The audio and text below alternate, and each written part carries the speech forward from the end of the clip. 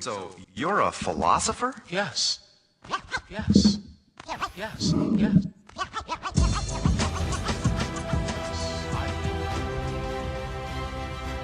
Welcome to Managing Stress, Anxiety, and Depression, MSAD podcast, a production of Critical Mental Health. You're listening to Dr. Patrick Graham, who specializes in trauma healing and expresses a love for mental health management. Join us as we explore expert interviews, personal testimonials, and evidence-based discussions that empower you to take control of your mental health journey. Whether you're experiencing challenges with cognitive health or simply passionate about mental wellness, there's something here for everyone. Let's get started.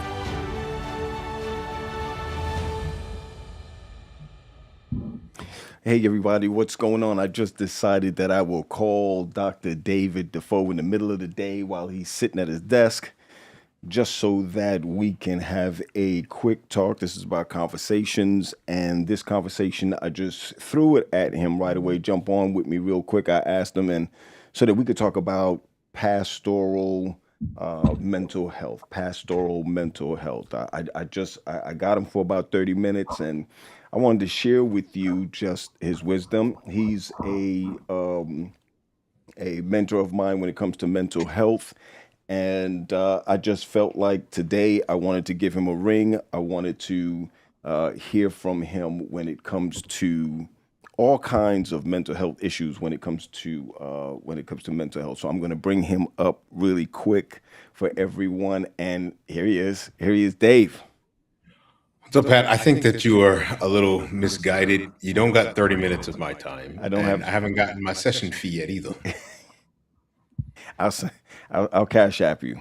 I'll cash app. Okay. You. I'll cash Everybody app you. heard that. So you can go grab your lunch. Dave, Yeah. started this podcast some time ago and really didn't get rolling with it. It's just simply about conversations. And I was talking to a friend of mine yesterday who's in the pastoral ministry, who is just moved, left from one place to another. And the truth is that they go through some things, right? I think, and I can say this, I've always been public about this, that I've experienced burnout in pastoral work. And I think what I wanted to get from you is, first of all, is it really real? Does pastors really go through this? I got the stats for it. I know that it happens, but is it really real? Does it really happen? Does burnout really happen? Absolutely. All of us who work within a helping profession experience certain levels of secondary stress, burnout, compassion fatigue, all of those things. Um, the pastoral burnout is a little bit different than Okay. everyone else's. And Okay. I'm just going to put this out there. Mhm. A lot of people in the therapeutic space always ask me, how I deal with the stresses of being a therapist. And I'm like, this is what I do on the side. My real job is what's stressful. And one of the things that makes You skipped over that burnout- really quick, Dave. Really, and I want to hold you to that. And I think a lot of Uh-huh. people don't realize that that the therapist is a part of your tool. A therapist is what Sure. is it's a part of what you do, but you are a pastor. Yeah. All right. So I wanted to get that straight because I wanted you to speak from the angle of both.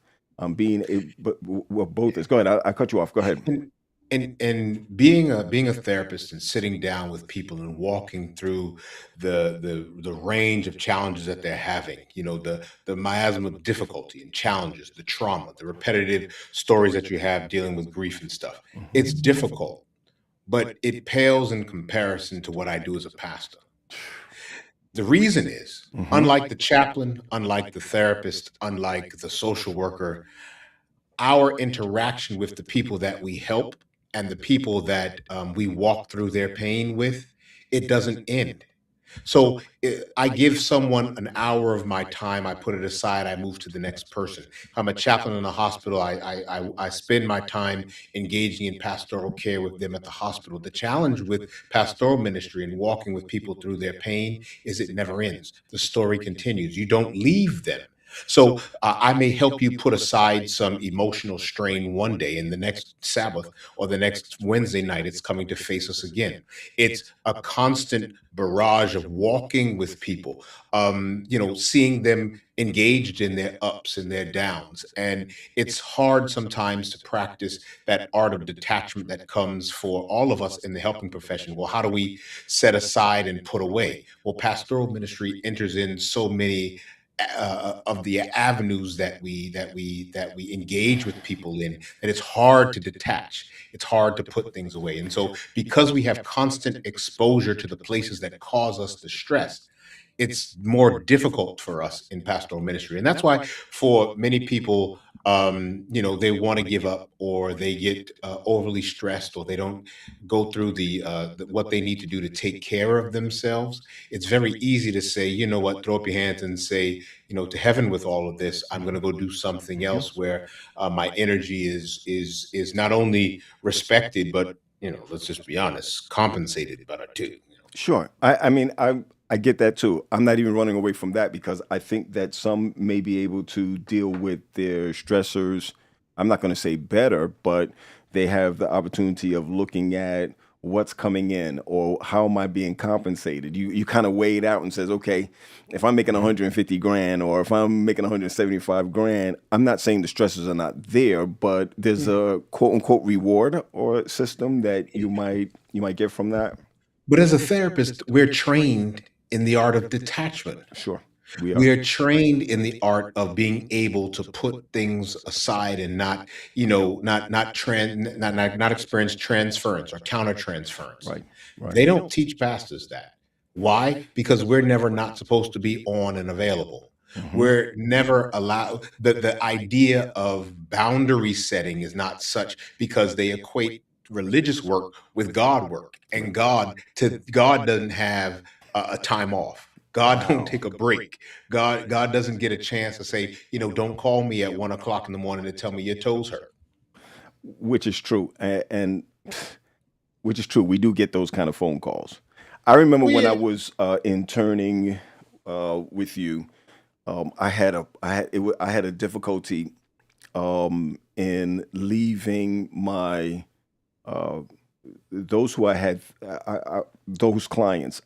It was hard for me to go through the door or turn off the computer, and they were out of my head. It's still taking a little bit of time. I remember that it's actually a thing that we do. We have to be able to detach from it, or else we won't be able to live from it. And I have to be honest with you, I can detach. I can detach now. It's taken a while for me to be able to detach.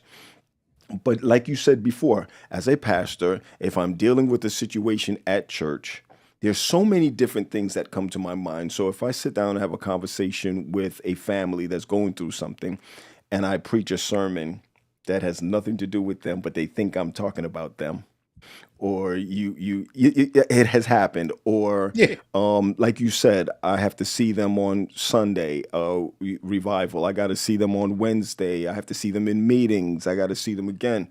So help me. How does that cause me, Pat Graham, or any pastors? I want people to think about their own pastor too. What does it do to them, since there's no real detachment? So we can't speak in generalization. So first of Okay. all, Okay. everyone has their own capacity to handle, Right. whatever exigent circumstances comes to them. We all have a particular capacity. Sure. How we manage that capacity is different for all of us. Some of us, we are able to handle more stress, more responsibility. Some of us are able to detach better. Some of us, because we, seek approval, or we desire to have someone tell us we did a good job. We Mm-hmm. want to be thanked in a thankless Mm-hmm. profession. Mm-hmm. Um, you know, I saw Havis's comment, and Yeah. Yeah. I lost my train of thought there. Yeah, sorry Havis, about that. Sorry about that. But Havis did say it. He said you pastors probably get those calls because some of y'all don't set boundaries with your parishioners, I think. But go ahead. Go ahead. yeah. Well, Havis can't say that about me, because he could call me and I won't answer the phone. But I think a part of the challenge is we tend to think that God requires us to put ourselves on the cross along with Jesus. Wow. And to think that we have to prove to people that we're willing to die for them as well. Mm-hmm. And we don't have to be. God never asked us to do that. God never put that requirement on us as pastors. And so we don't have to solve everyone's problem. I had a professor in one of my master's classes for therapy, who was talking to us about the art of detachment. And he said, if you live next to the cemetery, you can't cry at every funeral. And what he was saying is, you can't get so overly involved that you no longer can stay useful. And for many of us, because we desire to put on the cape, we desire to help, we desire to be all things to all people, we get overly involved. Right. We take on the responsibility for someone being able to manage their problems, or we Right. take on this conflict at the church and we think we have to rush in to solve it. There's Right. someone that's sick in the hospital, and yes, we need to pray, we need to be there, we need to be present, but the doctor is important. We're not the doctor. So it's those things that we have to be cognizant of. Where am I being a professional helper, and where am I trying to satisfy a need to be wanted? It's a fine line between me saying, okay, I want to be present to help you, and one, I want to solve some lack of what I may personally be carrying. I want to solve that by showing up for you because I wish someone showed up for me this way. So we all have those sort of growing edges where our own stuff shows up. And for a lot of pastors that I sit down with, I'm like, yo, listen, you're not probably doing this because you want the people to tell you to do a good job. You want someone else to affirm you in another area of your life. And no matter how much work you do for the church, no matter how many times they tell you you did such a great job, Right. it's still not going to satisfy the fact that your mom never said it, your dad never said it, the person you really wanted from never did it. And so we can't transfer our need for approval, our need for acceptance onto those people that we lead and that we serve, because it'll never satisfy us. And for some of us, that's what we do. That's kind of heavy, because it's almost saying, in order to keep away from burnout, you kind of have to not care. No. Okay. It's never not caring. It's not taking on responsibility that's not yours. It's not yours. Our responsibility is not to solve people's problems. Our responsibility is to walk with people through their problems. God is the problem solver. Same way with like Moses and the children of Israel. God never told Moses to take them to the promised land. Moses' instruction was bring them to the foot of this mountain so that they may worship me. God never gave Moses the task of bringing them anywhere. Come on, Dad. Right? Okay. So our responsibility is to introduce people to the one that can solve their problems. The problem with many of us is we want to solve the problem. We want to take the responsibility to so it's our maybe it's let me not say that out loud. No, come on, Dave. No. I need this Doc. job and this check, so I need to stop right there. Listen, as we think about this, right? When we think about, you remember the Barna Group, right? Yeah. The Barna Group was telling us that 59% of pastors reported experiencing depression at some point in ministry. Matter of fact, in 2015, they got it as high as 46%. Yeah. We have the Lifeway research. They found about 18% of pastors deal with depression to some degree. So really, when we look at, let's look at just our conference. Let's just look at ours, where we work within. We're looking at 1 in 5 pastors. So if you look at the numbers that we have, that's a handful of pastors that would be going through. I'm not saying we do. I'm just saying if you look at the numbers, right, around 18%, right? So when you look, some research indicate that clergy, the anxiety mixed with depression is they experience all the symptoms of it. So when I think about burnout and emotional exhaustion, they also say that 91% of pastors experience some kind of burnout, even if it's once in their ministry. even if it's one time in the ministry. And I believe I'm not sure what the time frame is. We know that it's a mental illness once there's a time frame. I think DSM teaches us that or whatever. But what I'm asking is this: for a pastor not to look like he does not care, what are some of the practical things that pastors can do in order not to burn out, not to go through the symptoms of depression, the symptoms of anxiety? Because, let me just say this, because I can't speak for millennials pastors. I can't, because I'm really proud of them. I'm really proud of our millennial pastors who can get up and walk away from what's hurting their families or what's not providing for their families. I know I'm saying a mouthful there, but what can we do? What can Gen Xers like me do that still have that thing that I go to my closet and put on my cape and fly out of here when somebody's ankle has been twisted and they're sitting in the emergency room? Yeah. Fix that for me. For a second, I thought you were going to call me a Gen Xer. Nah, bro. Anyway, No, that's me. Pat, truth, man. Yeah.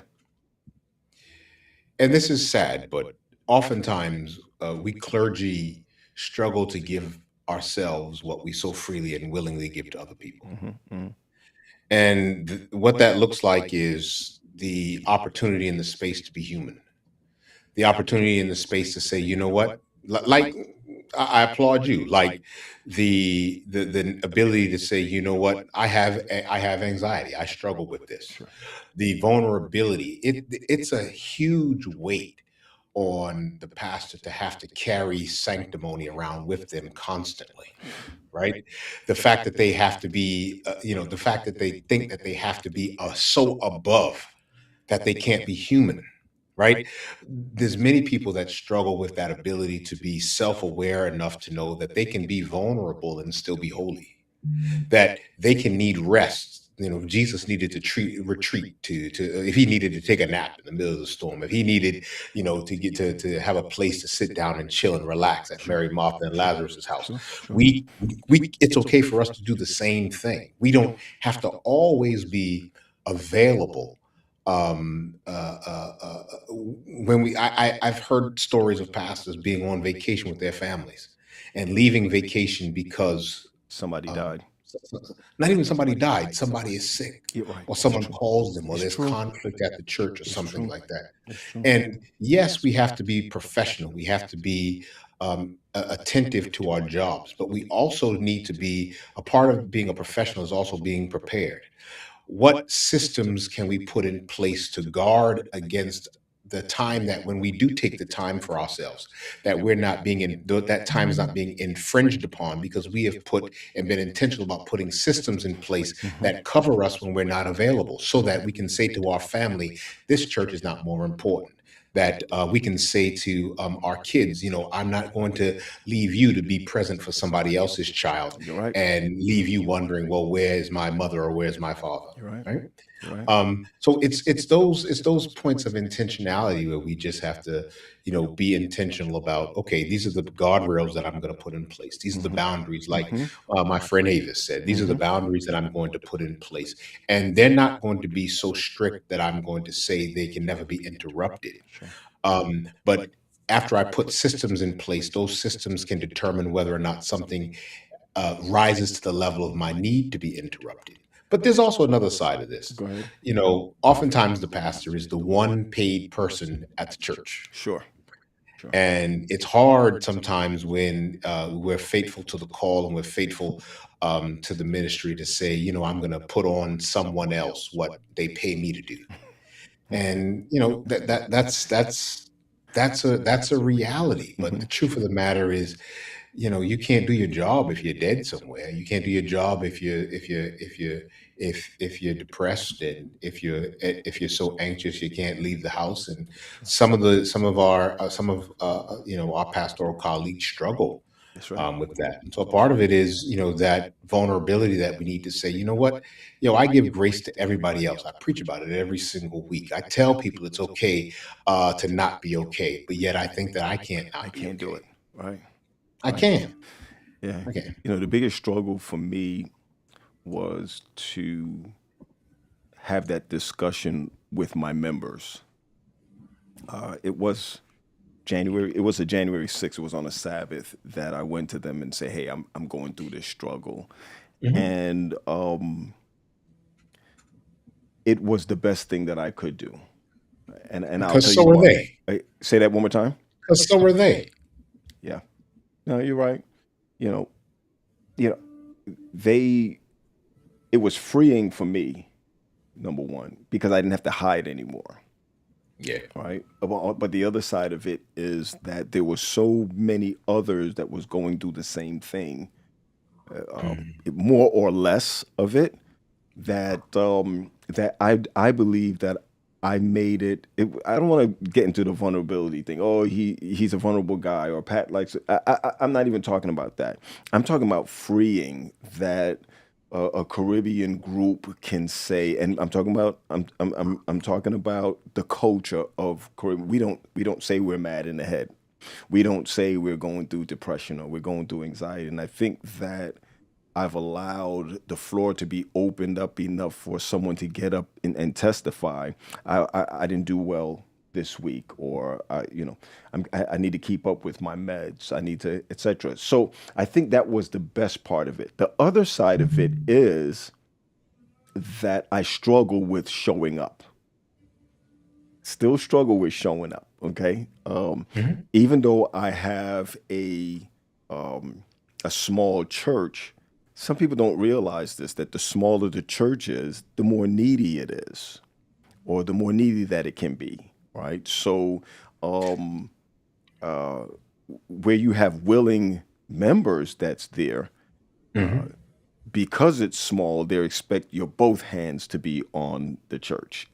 On the church. I don't know. I've never pastored a bigger church or mid-size, but I do know that small churches require your eyes and your hands and everything, or as far as on that, especially if it's a family church. My church is not a family church; Yeah. it's an Yeah. immigrant church. But And, and it depends if you want to be actually present with them. It depends on yeah, if you want to actually, be with them. If you want to be with them, yes, it requires more work. yeah, But, they're also easy to hide in. you're right. It goes both ways. You can hide. You can hide, Mhm. especially if you have two. You can hide. It's easier to hide. I'm over here, or I'm over there, or whichever. If you're a bishop of two churches, but but but I do want to say this, that one thing that has helped me, and Dave, before I say one of the things that have helped me, I want to also interject that uh, the management for me in anxiety and depression is before I teach it, I have it for myself. You understand what I'm saying? I manage it every day. So when somebody comes to me and says to me, "Hey, are you over your anxiety?" I don't speak in terms of over my anxiety. I don't speak in terms of over stress or depression. I more look at it as I manage it. No, I don't have panic attacks anymore. No, I don't have. I'm not on meds anymore. But stay on it if you are. One of these days, I'd like to get Moses. What's Pastor? Guna. Yeah, I'd love for him to come on and talk about it, because being on meds is not a negative. It was good enough for me, Dave. I was on it a long enough for me to pray. Oh, mercy. You understand what I'm saying? It was Yeah. so that's another story, but I thank God for healing. Let me just put it that way. I thank God for healing. I thank God for mental healing. But the management of it, I think, is the most important piece. Now, let me tell you how I've worked that out. I'm pretty much open. So for me, if I'm not going to Wednesday night prayer meeting that night, even online, I'm gonna let my church know I won't be there today. Period. It takes off the stress. I don't care if they talk about me now. I used to be that way, where there's approval addiction. So because of the approval addiction, you need to show up everywhere. You need to be on time. You need to be there. I've done that all through my ministry. The rest time comes now where, hey, first elder, I'm not going to be there. Or church family, church board, I'm not going to be there. Well, where are you going to be? I even have a certain thing where one of my members, when I leave my church for 1 week, one weekend, it is as though I've left for 5 weeks. So they'll come to you and say, Pastor, where were you? You were gone. Yeah, you got to help them with their abandonment issues, Pat. That's not your issue. Mm-hmm. Yeah, you got No. Just unpack that a little bit. Really, just unpack that a little bit. I said it tongue in cheek. I don't know if they have abandonment issues, No. but that's weird. I'm not saying it just for me. I kind of take it that they like me. That they want me to be around. So I didn't take it as a negative thing. We leaving someone behind that's terrible, and they're like, "Yo, you need to be back here because that was bad." Like you need somebody to preach. sides. You need somebody. Could be that Yeah, too. you need to be there. Could be that too. But I learned to speak up about when I'm not gonna show. And listen, this is not me celebrating you because that's not who I am. So I applaud you as a leader being able to express this vulnerability. Give me a leader who is open about themselves and has the awareness of their problem than a leader who has no awareness. See, I could work with a leader who can admit I have some struggles, I have some issues. It's the ones that don't have that ability.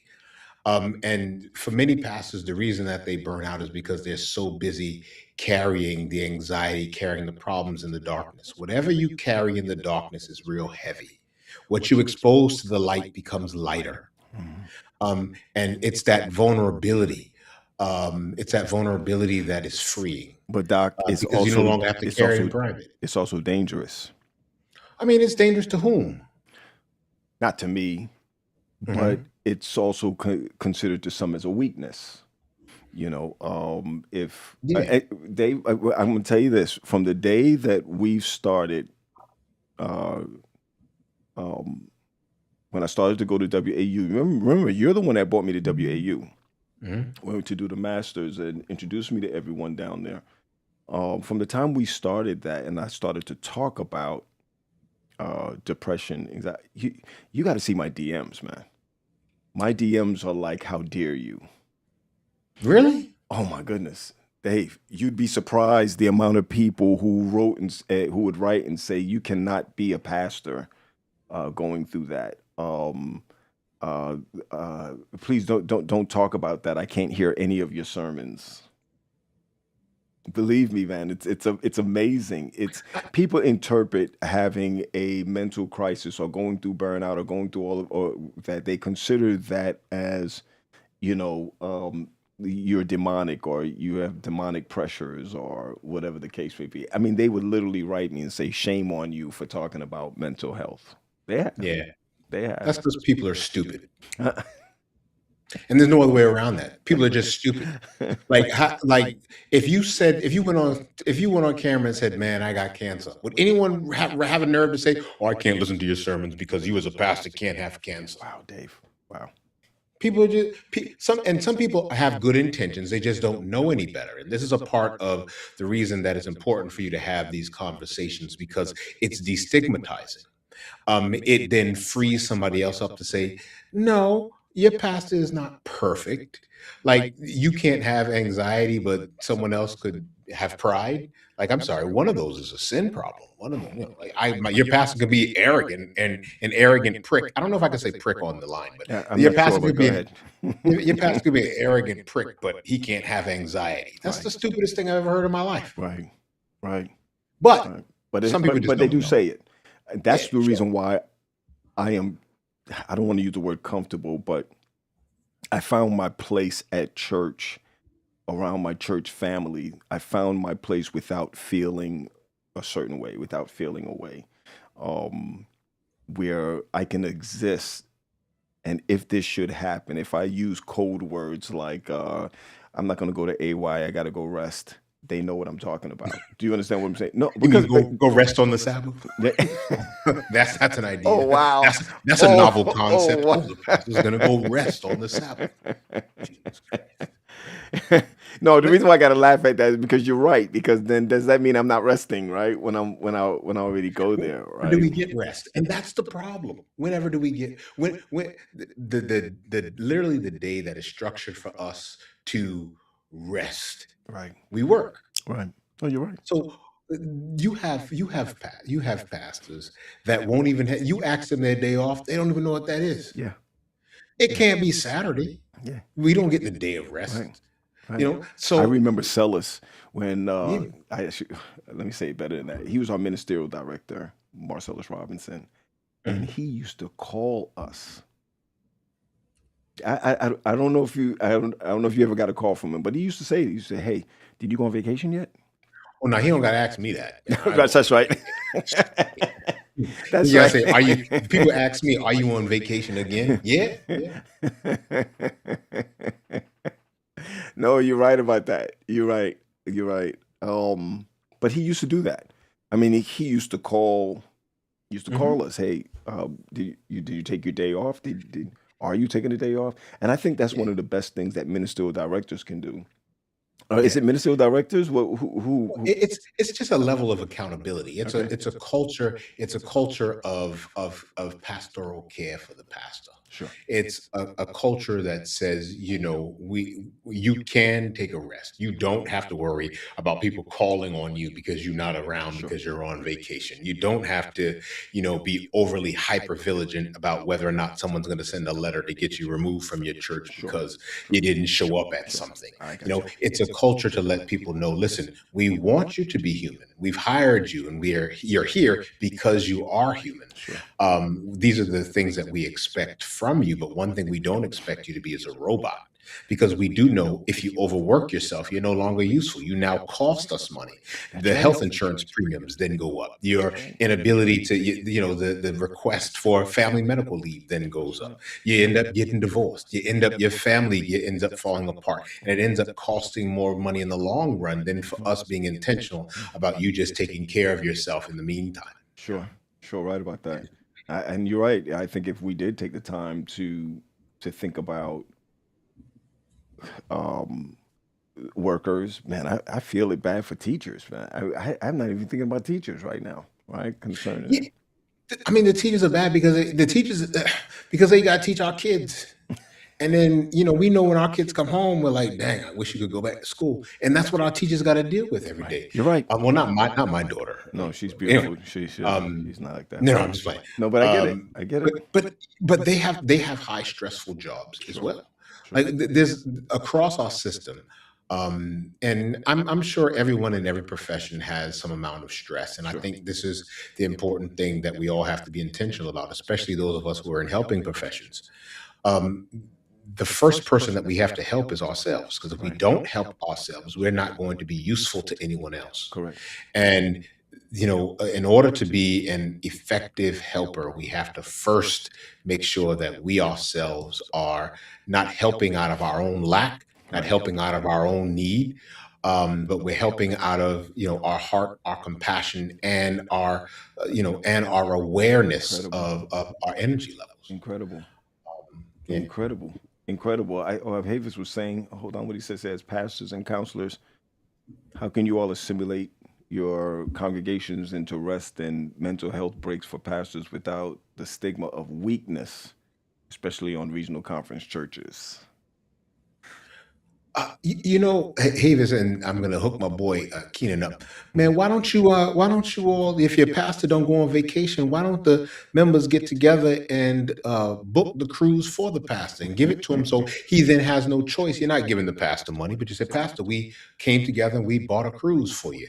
And the only thing that you can use it on is a cruise to go and take your wife and your family with. Hey, Pastor, we booked a vacation for you, and the only thing you can use this on is to take them on vacation. right. So they can't pay bills with it. They can't do something else with it.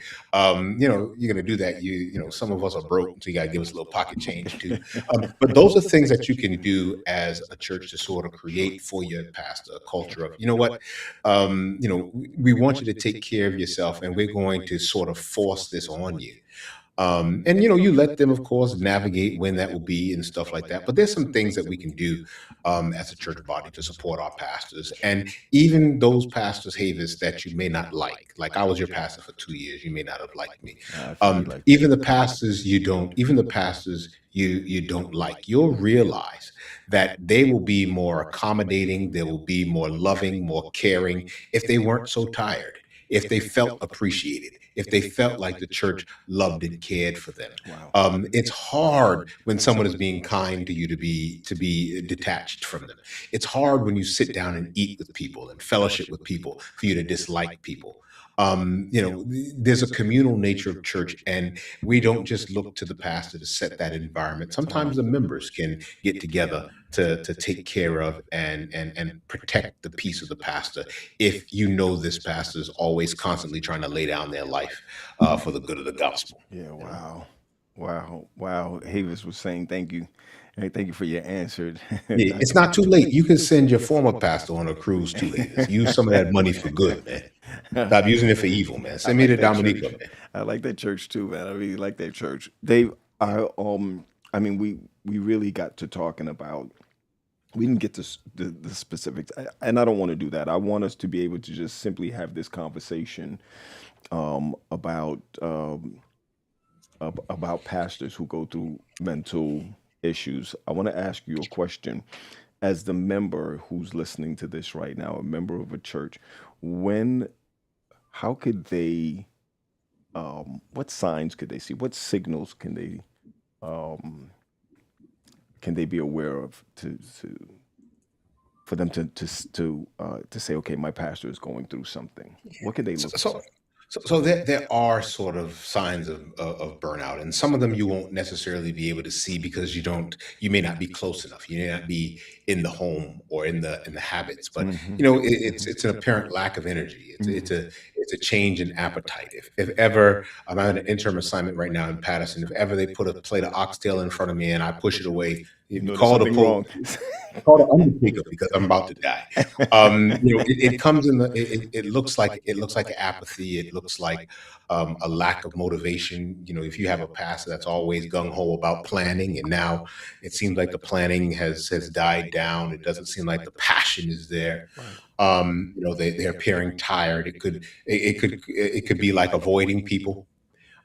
It could look like a loss of enjoyment. So they're usually smiling and greeting people at the door, and now that it looks like it's a labor of love as opposed to or a sacrifice as opposed to a labor of love.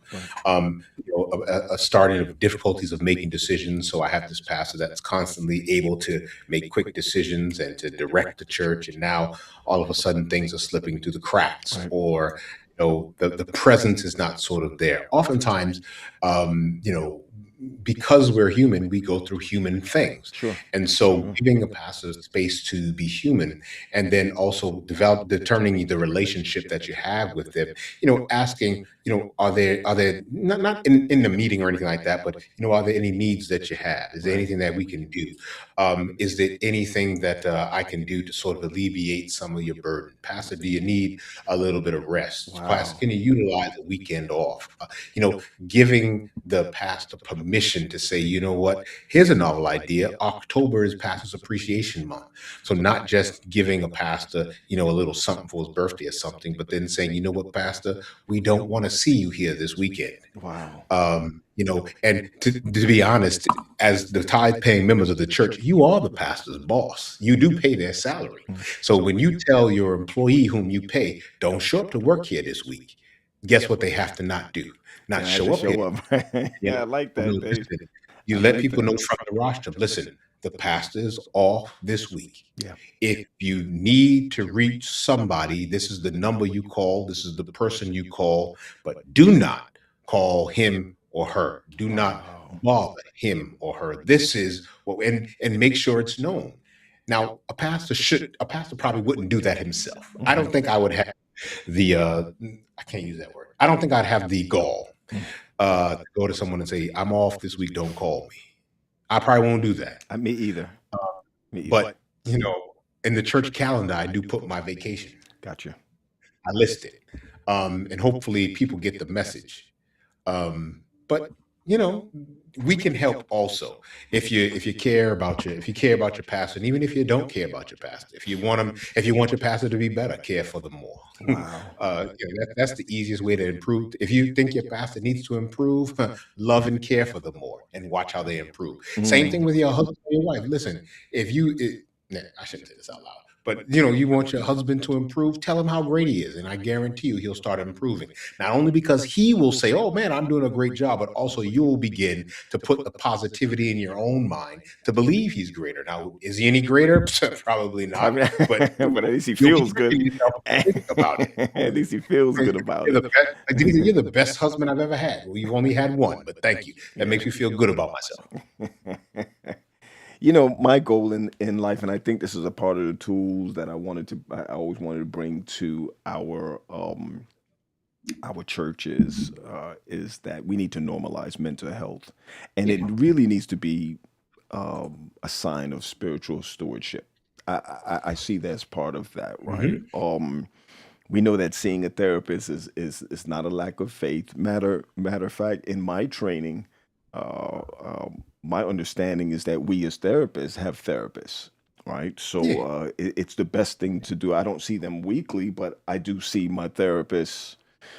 So pastors should be able to have a therapist, someone that they could, because let me tell you, there's one thing that I've learned. I don't even talk to my wife about stuff that happened at church anymore, or even, working as a director. I remember bouncing things off of them. Hey, don't do that. Don't do that. Just leave them alone. Leave them alone. If they overhear you, that's one thing, but leave them alone with it. It needs to go straight to a therapist, someone that will not you could bleed on them, but don't bleed on your family. Yeah. And also it depends on the reason that you're doing it. Are you dumping on your wife because you need someone to hear, to listen, to help you solve? What are the reasoning behind you doing it? Sure. If you need a safe space to vent, Right. then you can do that professionally. And many of us that are pastors employed by the Adventist Church, we all have insurance. That's right. And we all can find somebody to sit down and talk to. And even if you don't feel like you have a problem, man, you carry people's pain. You carry You got to say that one more time, man. You carry people's stories. So you have to figure out how I can get a release from the pain that I carry, the stories that I carry, so that I can continue to carry them and be present for the new pain and the new stories that are constantly going to be coming. So I have to be able to get, a space that I can sort of unpack and release some of the stuff that I'm going through. And that's why some of the times a therapist needs a therapist, not just because, we psychologically we got some issues ourselves, but also because, we carry and we see a lot. There's a lot of traumatic experiences that a lot of us take in. If you work with individuals who are experiencing trauma, a lot of that touches stuff that you carry. Yeah. And one of the reasons that therapists need to have therapists is because I need to know where I'm showing up for this person, or am I trying to show up for who I wish showed up for me? Am I overly involved because I care, or am I overly involved because it touches my own pain points? That's why we need to be aware. That's why awareness is key. That's why we need to make sure that we have. There's a text that I love, and I always repeat it everywhere I go, whenever I talk to pastors, and it's Acts 20 and verse 26. The text says, "Keep watch over yourselves and all flock which the Holy Spirit has made you overseers. Be shepherds of the church of God, which he bought with his blood," right? The first part of that is keep watch over yourselves. First, You got to guard. right? You got to guard yourself. And then it says, and then keep watch over the flock to which God has made you an overseer. Wow. Then he sets us free from the responsibility, because then he says, but you don't got to really worry about it, because then the text ends, which he bought with his blood, meaning he already died for it. So you take care of yourself. Watch the flock. Don't die for them. Yeah. He already died for them. Act 20 and verse 6. Yeah, man, Keep that's some watch. good stuff. That's some Yeah. good stuff. That's some good stuff. We've been on for a little bit, and you know, I just feel like, and it's not the last time I'm going to find you off your lunch break. Okay, it's not the This last. this isn't lunch, man. This is, you're interrupting my day. Your day. I believe it too. I believe it too. And thanks for it. I really mean it. Thanks for it. Because Yeah. one of the things I realized when listening to you here, we have to be intentional about us. We have to be intentional about who we are, so that we could be able to process things like grief. Pastors go through grief too. I mean, we lose members we love. We have to find a way to regulate our own anxieties. How We get moved. Wait, say that one more time. We get moved. Listen, that's what is the biggest stressors that we've learned about moving. There's another one, Dave, which is two.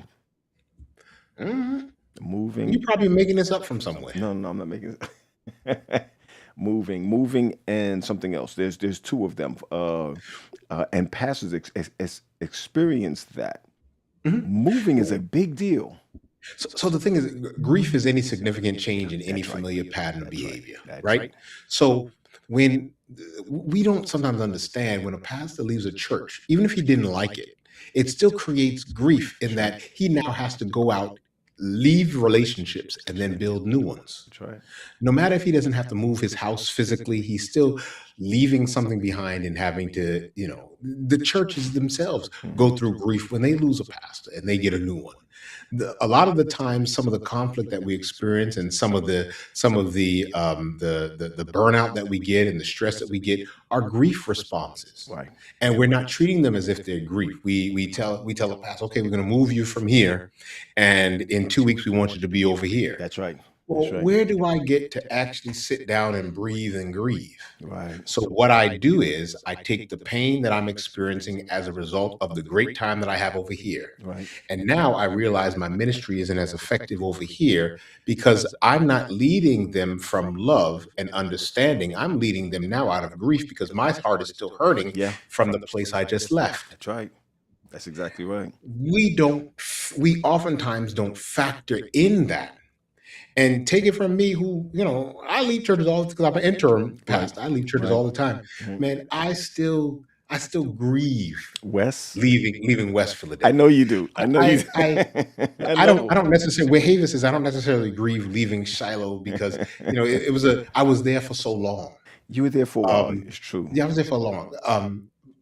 I have a feeling, don't tell them, but when I leave Patterson, I'm going to grieve I them. bet you would. It's the way you talk about them, Dave. It's the way you talk about them. And so it's something that, when I was down in just now in Salisbury, Yeah. man, I don't want to leave. So when you develop and you pastor through relationships, which is what I do, Yes. man, that's serious grief that you leave behind. Yeah. And, it's so I know for me, and I go in knowing I'm leaving. So, but it still doesn't. So I can imagine how hard it is for a pastor that has to move. And, you've worked with people, you've baptized people, you've married people, you've blessed little babies. They've grown up, you've grown attached to them. And you get to this new place and you're like, oh, the members may say, oh, this new pastor is standoffish. No, man, this person's heart is hurting because of the love that he just had to leave. Right. And he came over here too soon. You're right. You got to account for it. You got to pay attention. We just have to be intentional about understanding that. Yeah. Well, Maynard, yes, I never left you all. I'm still a deacon at that church. So I'm still active at New Life. My membership is still there. Yeah, I know. Yeah, your Jackson's there too. Yeah, my membership is still there. Listen, I know I've kept you on for a while here. One of the things that I've learned from in this conversation is simple. Moses had to get 70 elders or had to get 70 elders around him. Elijah, we read about this all the time. He needed his rest, right? Jesus, he needed his Gethsemane time. I mean, it was rough in Gethsemane, but he still needed his Gethsemane time. Where he had anxiety. Are you talking about, I'm being sarcastic here. Are you talking about Jesus who never sinned, had anxiety? No, anxiety is not a sin. That's right. That's right. That's right. Anxiety is not a sin. It's hard for people to be able to understand that, but they'll get through it one day or another. And Paul needed companions. Oh, Dave, I just want to hit this one thing before we go. Isolation. Really quick. Okay. Really quick. I think that's one of the most difficult parts of ministry is when you isolate yourself. I mean, you could be around people and go ahead. You could be around people. Why do we isolate? Well, what's the reason that we isolate? Shame. Okay. Could be one of them. Shame of what, though? Whatever it is we may be going through. When you find people who are vulnerable enough to tell you what their problems are, Yeah. you don't have to, isolation is a choice. Okay. And protecting ourselves to the point that we want to hide what we're going through is also a choice. Trust me, people can handle you being in pain. People can handle, and maybe they won't treat you as nice, or maybe they'll talk about you. Who cares? People can handle you telling them, "I don't got it all together. I'm hurting. I feel like I'm losing my mind." Right. These people get on my nerves. We can handle that. Yeah. And if we can create within the clergy field and our field environments where we get together and environments where we can develop camaraderie and understand that we can share vulnerable spaces. Sure. That we don't have to act like we're perfect. That we can actually act like we're human, because guess what? We are. Like, this is a newsflash that some of us need to learn. God the Father, God the Son, God the Son, and God the Holy Spirit, they're not going to let us in their little perfect circle. That circle is closed. They're not going to let us in it. So because they're not going to let us in their little God circle, right, we might as well be human, because that's what we are. So we can make mistakes. We can be fallible. We can say, we can admit that, I don't want to go to work today. Maybe the conference should have a annual don't go to work day, or don't go to work weekend, or something like that. It could be. I think if we tell we the can't truth, do that. We're not doing that. But anyway, I think if we tell the truth, or we feel if we tell the truth, we might feel like we're going to lose respect. We might lose our job. We might lose our calling, or feel like we're weak in our calling. So I think there's a lot of silence behind that also. You might lose respect, but you can also lose your mind, your family, your health. Whatever we don't talk out, we act out. So we may think that we're not telling people we're going through problems, but it comes out in our behavior. Sure it does. It comes out in our reactions to things that don't make no sense. Sure it does. It comes out in our shortness in meetings. I don't know how many places I've heard, pastors frustrating, yelling at members in meetings. Are you kidding me? Why? you get paid. Like, who cares? Like, why you shouting? You on the clock. They pay you. You mean to tell me they want to tell you how to they want to do your job for you, and you the one getting paid? Let them. By the way, I took a picture of the book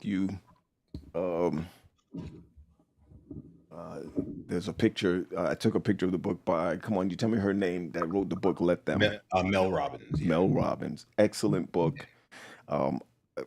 It's for anybody who even has an approval addiction, any of those things. Excellent book. Let Them. I'm telling you, that's going to free you up like 99% of getting things done.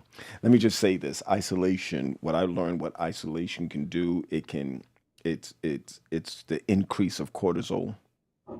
A lot of isolation causes you. it brings on the depression risk, right? Even inflammation, Dave. Inflammation. Yeah. They say 1 in 5 pastors are at suicide risks. Is at a suicide risk, and especially cognitive fatigue. I mean, this is isolation, because isolation is not just not being around people. It's it, it can show itself up in a variety of ways, right? Because the brain literally starts to shift into survival mode when you're in isolation, right? So that's where we get the panic attacks from, the emotional numbness. This is where you get the addictive coping from. And no, let's get out of this. We're not talking about sex. All we have is sex and money, right? That's all. That's all we gonna discipline on, sex and money. It's bigger than that. Not even really sex, like weird sex. Okay, I got you. I shouldn't have said that out loud. My No, bad, man. but I think you're right. You said weird sex. What, animals? What are we talking about here? Nah, man. You're doing something real wrong, man. No, I understand what you mean. I definitely understand that. I mean, we collapse. I mean, even though I had weight loss, remember you were talking about appetites? Mm-hmm. It flipped for me. I actually was getting better and getting bigger. Well, you were vegetarian too, so that's a part of it. You went on that vegetarian tip. Then you went completely the opposite direction. You started eating barbecue and like ribs and stuff so that's why you gained back weight. Don't blame that on nothing else but the fact that you went from being a fake vegetarian to And Dave, and my church, by the way. yeah. Well, you can't be a pastor West Indian church and be vegetarian. Yeah. For as conservative Adventists as they are, they will eat some meat. But you're a priest, man. Go eat the priestly diet. Go And eat free the yourself. priestly meat. Listen, that's the rest of your day gonna look like. I caught you in the middle of your day. Not What's the rest talking of to your day you, gonna- so that's all that matters. So, say that again. It's gonna not be talking to you. So That's all that matters. That's you not. No, man, I gotta do payroll, man. I got you. Dave, seriously, it should have been a little short, but I thank you for hanging out with us. I think that this is something that pastors can listen to, even members can listen to be able to say, hey, I need to be a little bit more sensitive towards deceit. I don't even want to throw on religious trauma and talk about towards the man of God. I want to say towards deceit, towards the person. We all are human and we go through certain things. And you might have a pastor that's just faking it all the way through and have to deal with. Not faking it. Let's not call it that. Okay, go ahead. Call it surviving it. Wow, surviving it. Oh my goodness. Oh my goodness. They're not fake. They're not faking it. They're Mhm. trying to be professional. Incredible. Which is even harder to be able to do. Which is even See, harder. now you can't put this up and then not touch it. Go ahead. Go ahead. This is the other side of us as professional leaders and helpers not being aware of our stuff Mhm.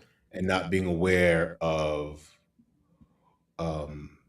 where our own pain can get translated into theology that doesn't belong. Go ahead, fix that.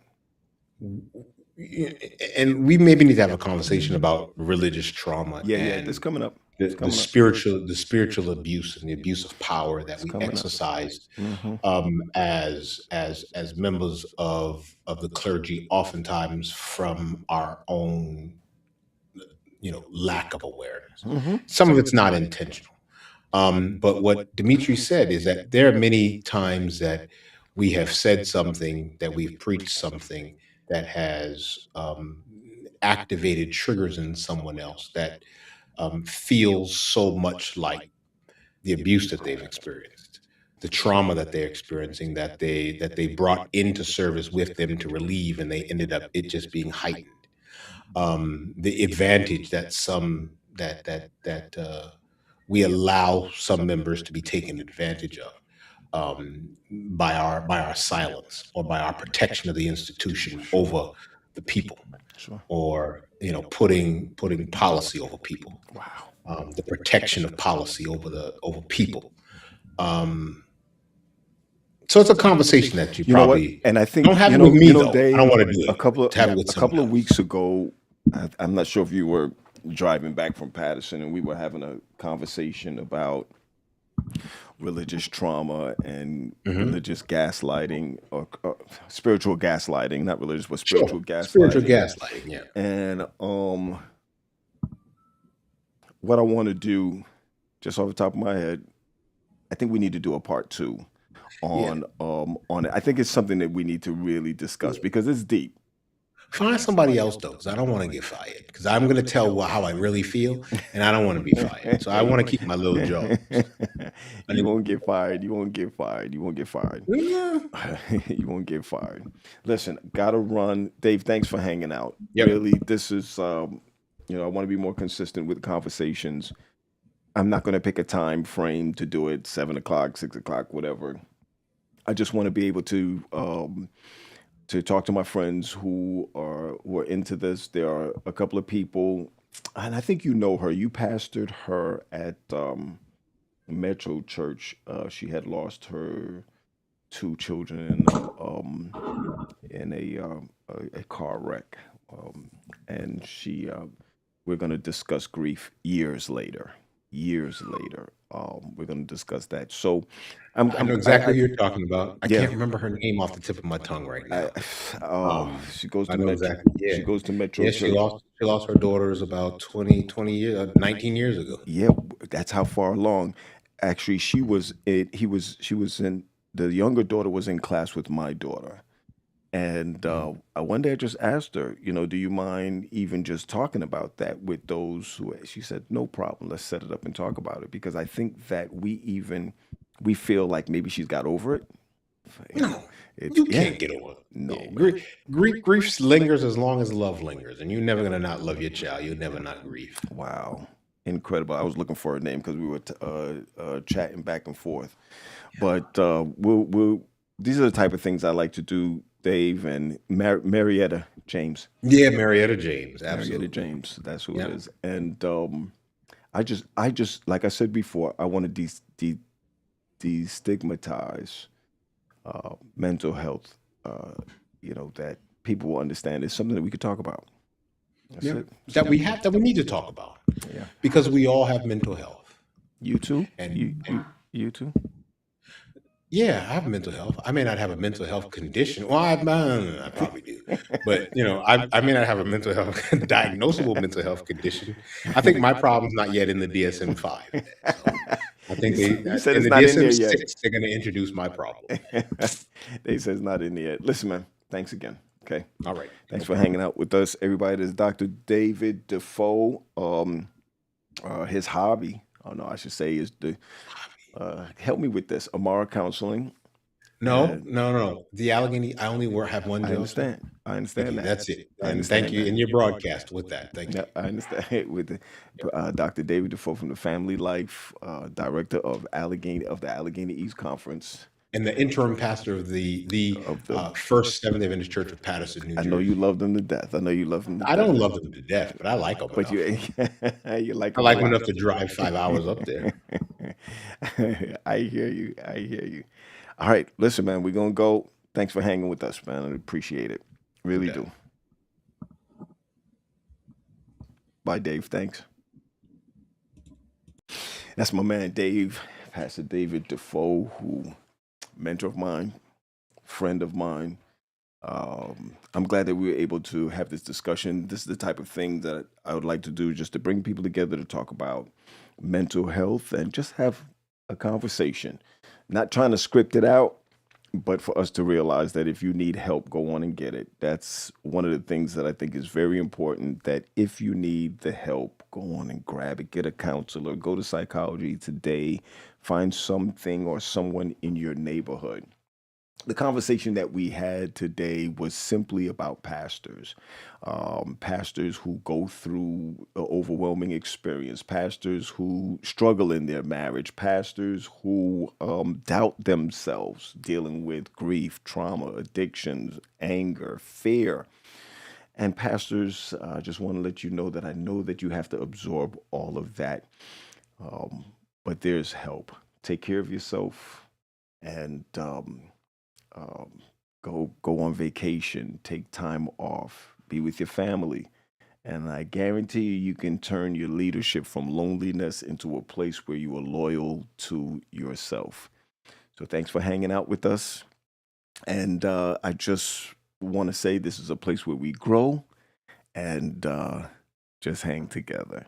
Anyway, God bless you, and we'll see you on the back end. Bye-bye now.